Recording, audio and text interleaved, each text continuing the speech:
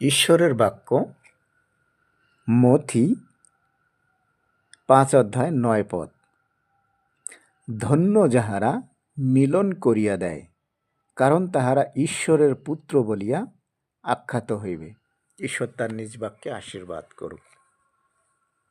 আমরা এই পদের মধ্যে খুবই গুরুত্বপূর্ণ একটা বিষয় আমরা দেখতে পাই।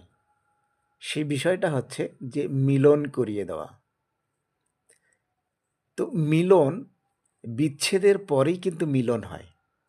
তো কেন ঈশ্বর বলতেছেন যে মিলন যারা করিয়ে দেয় তারা ঈশ্বরের সন্তান? কারণ এই মানব জাতির ঈশ্বরের সঙ্গে একটা বিচ্ছেদ সৃষ্টি হয়ে গেছে। কারণ তারা সবসময় অবাধ্য, তারা পাপ করে, তারা কখনোই তার ইচ্ছা মতো চলতে চায় না। আমাদের ব্যক্তি জীবনেও আমরা ঠিক তেমনইভাবে চলি, যে আমরা আমাদের পাপ, আমাদের মন্দতা, আমাদের অবাধ্যতা, ঠিক সেভাবেই আমরা ঈশ্বরের কাছ থেকে এই সবের মধ্য দিয়ে আমরা দূরে সরে গেছি। আর এখান থেকেই ঈশ্বরের সঙ্গে আমাদেরকে যুক্ত করতে হবে।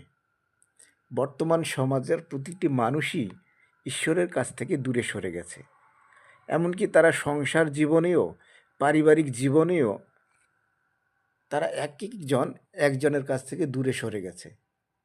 তো আমরা সেখান থেকে তাদেরকে মিলন করিয়ে দিতে পারি। আর এটাই হচ্ছে আমাদের প্রকৃত কাজ, যেন আমরা একে অন্যের সঙ্গে মিলন করিয়ে দেই, যেন তাদের আর বিচ্ছেদ না থাকে।